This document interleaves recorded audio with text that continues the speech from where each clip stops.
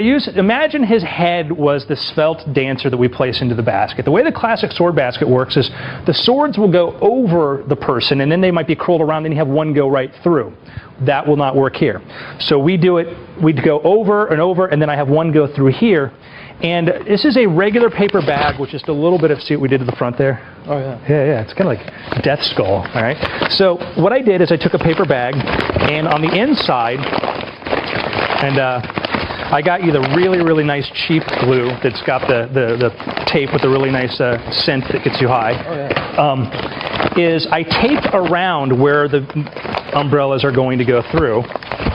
Okay, that way the bag doesn't rip all the way across. So I tape it around here, put tape here, and across all the sections here. So when I slip the umbrellas through, they don't actually rip the bag apart. Now you can use pieces of cardboard and prepare it like this.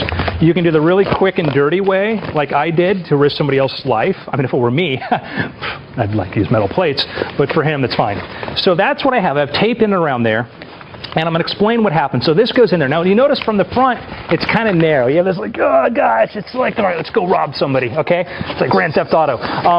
That's what it looks like there. But if I turn it to the side, you see there's a lot of space. I mean, it's a cavern. It's like a cavern. It's like a bat cave in here, okay? And I actually looked around to see who had the smallest head, okay? This guy, not a chance. This guy, no way, okay? So I said, all right, he's kind of got like some sort of Nordic-shaped head. It'll probably go through the best way without causing problems, okay? And I don't mean to offend any of the pumpkin-headed people here. So I chose him because, all right, his head would probably be smaller. You don't use a child. Children have very small heads, but they have soft spots, so people be like, oh, that's how it works. You went through like the soft, squishy part in the head, okay? So you can like make this fun. Like I put the happy face thing, and then we had the fun gag where we turn it around, and it's like, you know, a skull, like, ooh, I'm scared now, okay? This gives it some sort of personality to it. You know, you could do like a likeness of the person there. So this goes on his head. You figured that part out. These umbrellas, these are like, I got these at a dollar store, and the reason I use umbrellas is this. Little swords, you put swords through there, swords are very thin. They don't take up a lot of space. And the problem with swords too is, I have one here, I'll show you.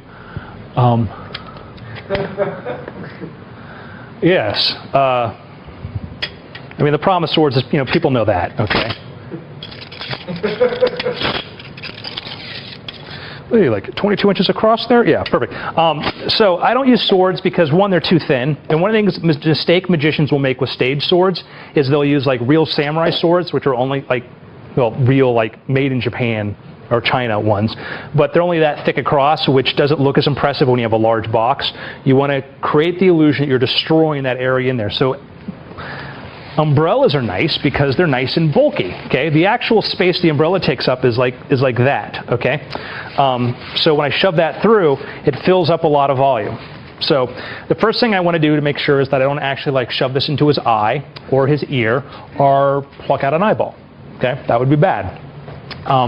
So I put this in here, and like I can see in through there, and so I shove this through, and I'm going to shove this first one up through there. Practice on your little sister before you use strangers, okay?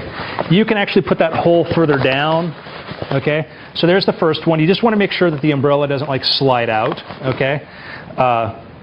And then you can do like another one. Once this umbrella goes through here, I can shove the one that goes across.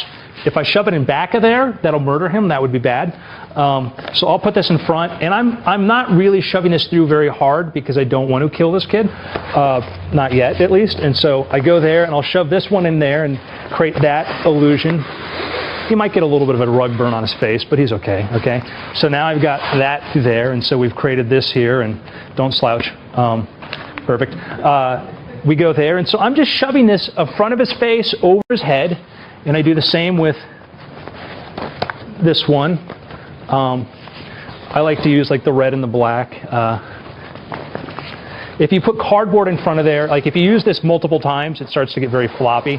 Cardboard allows you to reuse it multiple times, so like there. And so, I mean, that looks kind of bad. And you can put, if you do this yourself and you know where your head is, which I would hope, you can put a ton of umbrellas through here.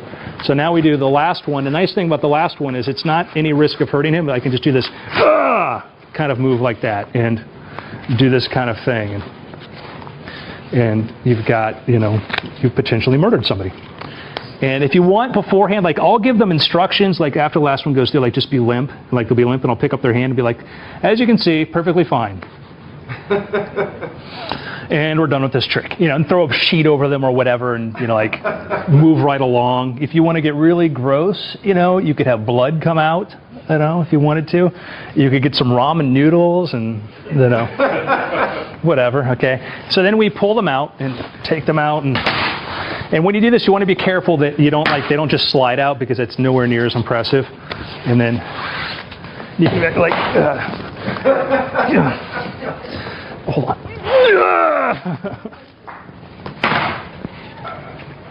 Yay! Did we bruise you anyway? Good. All right. Round of applause. Any questions? Okay. So.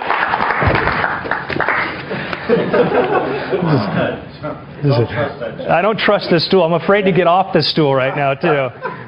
It's got like a little remote control in the back, and it's going to go cling.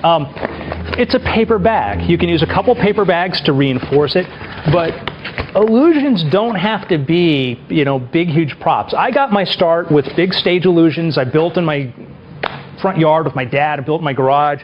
I had a Miss Mayne. I had levitations. I had a lot of stuff. And then I stepped back and I tried to figure out why did something work? And how much money I spent on something didn't really correlate to how good of an illusion it was. You can go to Las Vegas and you can see really expensive things that don't fool anybody. And I thought about taking some of those principles and working their way backwards. And there have been different kinds of like head illusions. There's the dagger head chest. There's some other clever stuff. And I thought, well, what if I took the sword basket principle and applied it to a trick like this? And it's just a paper bag, but it's a very effective illusion for a small illusion. And all you need to do is carry around 4 umbrellas, a paper bag, which you can get anywhere, and you have an illusion you can do at any time. You can put this in a briefcase. I have a whole illusion show that fits inside of a briefcase. This is one of those tricks. The hardest part is fitting the umbrellas into the briefcase, but you can pull the handles off. You can, cut that in there and fold them over or whatever. And that is all there is to it. But don't just like, well, it's just a paper bag. It's really, for a lot of illusions I played with, it's really pound for pound. Well, it weighs an ounce, but it's one of the most entertaining small illusions I use, and it's fun. Any questions? Yes, sir. How do you feel that audiences connect with the paper brown bag of style versus the big colorful wooden box? So the question, the question he wants to know is how does the audience connect with like a paper bag versus something that might look like it has more production value? And that's a very, very good question. I have illusions like I do. What's that? I said thank you. Yeah, yeah. I have I have an illusion called in half, which is an upright saw in half that uses cardboard boxes.